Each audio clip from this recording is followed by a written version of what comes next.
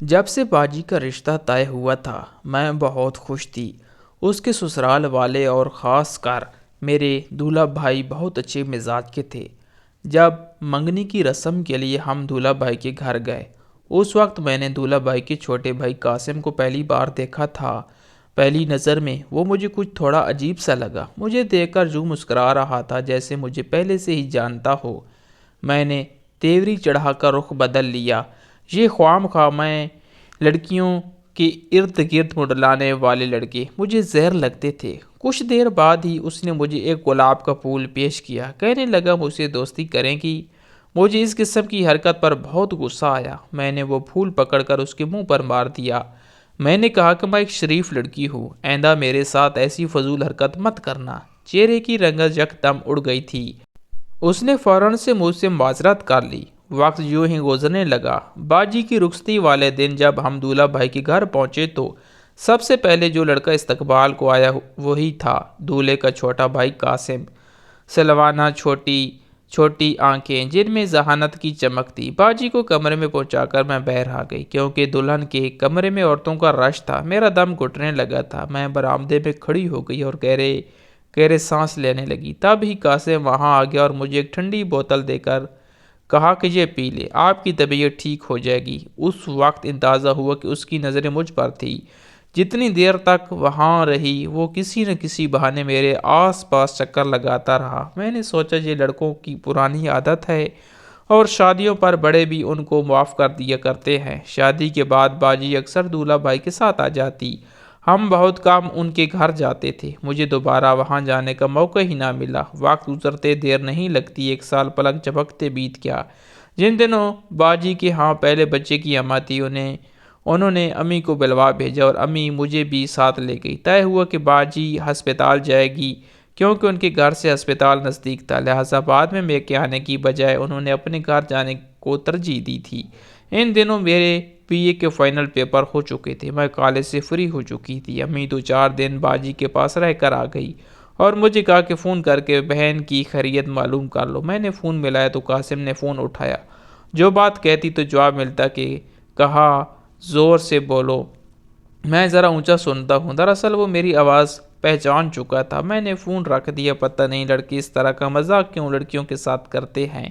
وہ بہرا نہ تھا، مجھے ستانے کو وہ بہرا بن جاتا تھا۔ میں نے اس معاملے کو کوئی اہمیت ہی نہ دی۔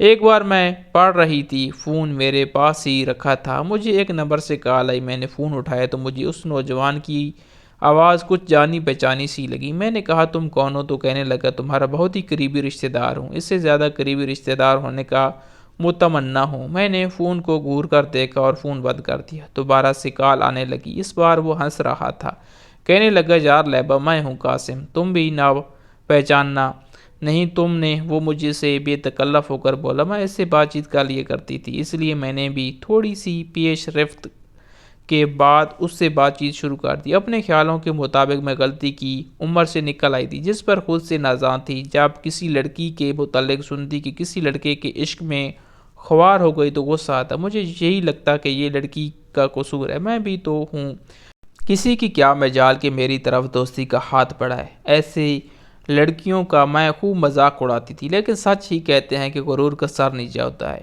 مجھے میرے غرور کی سزا ملی تھی۔ بانجے کی خاطر باجی کہ گھر امی کا آنا جانا متواتر رہنے لگا۔ مجھے اس منع سے بہت زیادہ پیار ہو گیا تھا۔ اسی آمد و رفت کے دوران قاسم سے میں بے تکلف ہو گئی۔ اس کی وجہ قاسم کا بار بار مجھ سے بات کرنا۔ اب جب وہ فارغ ہوتا، رات گئے مجھے فون کرتا، میں گویا اس کے انتظار میں ہوتی کہ جھٹ سے فون اٹھا لیتی۔ میں نے کتابیں فون کے پاس ٹیبل پر رکھی ہوئی تھی۔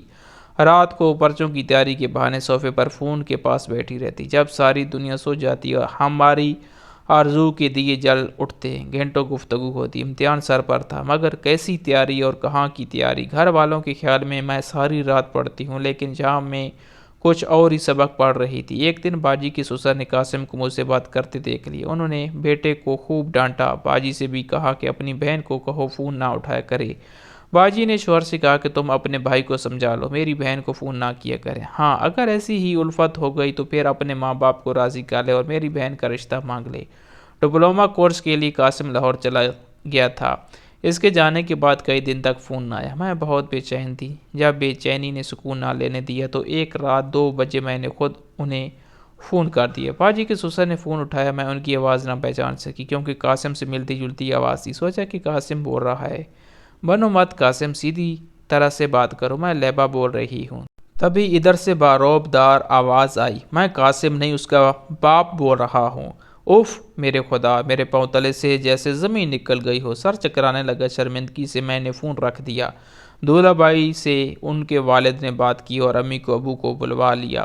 میں دعا کر رہی تھی کہ خیر خیریت ہو سب۔ قاسم بھی آیا ہوا تھا۔ اس سے پوچھا گیا، بتاؤ تم لیبا کو فون کرتے ہو؟ اس نے جھوٹی قسم اٹھا لی کہ میں اسے فون نہیں کرتا۔ امی بیچاری شرمسار بیٹھی تھی۔ تبھی باجی کے سسر نے کہا کہ ٹھیک ہے، میرا لڑکا آپ کی لڑکی کو فون کرتا ہے یا نہیں، مجھے اس سے کوئی سروکار نہیں، میری طرف سے یہ رشتہ پکا سمجھے۔ جس گھر کی ایک بیٹی میری بہو ہے، اس گھر کی دوسری بیٹی کو بہو بنا کر لانے میں مجھے کوئی اعتراض نہیں۔ قاسم خاموش رہا۔ اس کی خاموشی کو اس کی رضامندی سمجھا گیا۔ امی نے سوکھ کا سانس لیا اور میں تو خوشی سے پھولے نہ سما رہی تھی کیونکہ مجھے قاسم پسند تھا۔ میری والدہ اپنے بھتیجے آصف سے میرا رشتہ کرنا چاہتی تھی۔ انہوں نے ماموں سے وعدہ کر رکھا تھا، لیکن درمیان میں یہ ایسا ڈرامہ ہو گیا کہ وہ مجبور ہو گئی۔ آصف کو اس بات کا دکھ پہنچا تھا کہ امی نے وعدہ خلافی سے کام لیا، بچپن میں رشتہ طے کر کے توڑ دیا۔ ماموں نے ناراض ہو کر ہمارے گھر آنا چھوڑ دیا، لیکن مجھے اس کی کیا پرواہ تھی۔ میں باجی کے دیور سے بات پکی ہو جانے کی وجہ سے بہت خوش تھی۔ آصف نے کبھی مجھ سے بات نہ کی تھی۔ محکمے میں افسر تھا، ہر ماہ تبادلے ہوتے رہتے، کبھی کسی شہر تو کبھی اور شہر ہوتا۔ ہمارے ہاں بہت کم آتا تھا، جبکہ قاسم سے میری روز فون پر بات ہوتی تھی۔ میں اسے خود سے بہت قریب محسوس کرتی تھی۔ ہمارے بڑوں کے سامنے ہماری کوئی بات چھپی نہ رہی تھی۔ خوشی تھی کہ اللہ نے سن لی۔ ایک پرسکون گھر کے تصور سے دل میرا جھوم اٹھا تھا۔ محبت کرنے والا جیون ساتھی حاصل زندگی ہوتا ہے۔ وقت تیزی سے بیت رہا تھا۔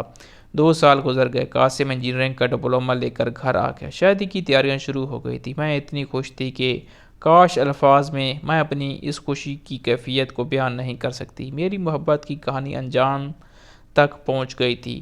شادی میں 1 ماہ رہ گیا تھا۔ قاسم نے مجھے تنہائی میں ملاقات پر اصرار شروع کر دیا۔ حالانکہ شادی سے قبل اس نے 1000 بار فون پر بات کی، مگر کبھی تنہائی میں ملاقات پر اصرار نہ کیا۔ اس کی اس فرمائش پر میں حیران رہ گئی۔ آخر اس کی کیا ضرورت ہے؟ میں نے کہا کہ میں 4 ہفتے کے بعد ہمیشہ کے لیے تمہاری ہونے والی ہوں۔ وہ کہنے لگا، ضرورت ہے تبھی تو تم سے اصرار کر رہا ہوں، ایک بہت ہی ضروری بات کرنی ہے۔ تو میں نے کہا کہ ضروری بات ہے تو فون پر بتا دو۔ اس نے کہا کہ فون پر نہیں بتا سکتا۔ اس نے میرے کان کھا لیے۔ 15 دن تک مسلسل وہ فون پر یہی بات کہتا کہ ضروری بات ہے، میری بات سن لو، مجھے اکیلے میں 1 بار مل لو۔ یہ ممکن نہیں ہے قاسم، آخر کہاں میں اکیلے تم سے ملوں؟ میں نے ہر بار یہی جواب دیا، لیکن وہ کہتا کہ کچھ ناممکن نہیں، اگر انسان چاہے تو راستے خود نکل آتے ہیں۔ ہمیشہ جب کسی لڑکی سے عشق محبت کی باتیں سنتی تو میں مذاق اڑاتی تھی کہ یہ سب فضول ہے۔ آج لگتا تھا کہ خود مذاق بننے جا رہی ہوں، کیونکہ قاسم کا اصرار بڑھتا ہی جا رہا تھا۔ کب تک ٹالتی؟ پھر وہ وقت آ گیا۔ شادی کی تاریخ مقرر ہو گئی اور کارڈ بھی چھپ گئے۔ 1 ہفتہ ہی باقی تھا تو قاسم نے صاف کہہ دیا کہ تم مجھے نہ ملنے آئی تو شادی والے دن میں کہیں چلا جاؤں گا۔ یہ سن کر میں پریشان ہو گئی کہ چند دن بعد اس کی ہمیشہ کے لیے ہونے والی ہوں، اور قاسم اب اس طرح کی باتیں کر رہا ہے۔ سوچا کیا خبر کوئی ضروری بات ہو۔ اس کا اصرار بڑھتا ہی جا رہا تھا۔ میری ایک سہیلی اپنے گھر میں اکیلی رہتی تھی۔ اس کے والدین فوت ہو گئے تھے۔ وہ ایک اسکول میں ٹیچر تھی۔ صبح ڈیوٹی پر جاتے وقت گھر کو تالا لگا جاتی اور دوپہر کو آ کر کھولتی تھی۔ رات کو اس کی پھوپھو، جس کا گھر ساتھ ہی تھا، ان کے پاس سونے کو چلی جاتی تھی۔ میں نے اس کو بلا بھیجا۔ وہ آ گئی تو اس کو ساری بات بتا کر مشورہ مانگا۔ وہ بولی، قاسم سے ملنے میں کیا حرج ہے؟ دراصل تمہارا مسئلہ یہ ہے کہ تم اسے کہاں ملو۔ ایسا کرو میرے گھر میں تم دونوں مل لو، اس کی بات سن لو، مقررہ وقت پر آ جائے، میں بھی آ جاؤں گی۔ یہ سن کر اس نے سکون کا سانس لیا۔ بہرحال یہ سوال ہلچل اٹھاتا تھا کہ آخر کون سی ضروری بات ہے جو مجھ سے کہنا چاہتا ہے۔ جب قاسم سے میں ملنے جا رہی تھی، میرے ذہن میں صاف ستھرے خیال تھے۔ امی سے کہا محلے میں بیوٹی پارلر ہے، وہاں سے مہندی لگانے والی عورت کا پتہ چلا ہے، وہ آسماں کی جاننے والی ہے، گھر آ کر مہندی لگا جائے گی۔ آسماں آئی تو میں بے دھڑک اس کے ساتھ چلی گئی۔ اس کے مکان کے پاس ہی قاسم مجھے منتظر ملا۔ تم لوگ بات کر لو، میں ابھی آتی ہوں۔ وہ ہمیں اپنے گھر بیٹھا کر چلی گئی، جاتے ہوئے کہا کہ دروازہ اچھی طرح سے اندر سے بند کر لینا، کہیں پھوپھو وغیرہ نہ آ جائیں۔ قاسم نے بغیر کہا بیرونی دروازہ اچھی طرح بند کر لیا۔ قاسم صوفے پر بیٹھ گیا۔ میں نے کہا، قاسم کہو کیا ضروری بات ہے جس کے لیے تم نے اتنا اصرار کیا کہ میں ملنے پر مجبور ہو گئی؟ وہ مجھے کہنے لگا کہ پہلے پانی پلا دو۔ میں آسماں کے کچن میں گئی، فریج سے ٹھنڈے پانی کی بوتل نکال کر لے آئی، پانی کا گلاس میز پر رکھ دیا جو صوفے کے سامنے رکھی ہوئی تھی۔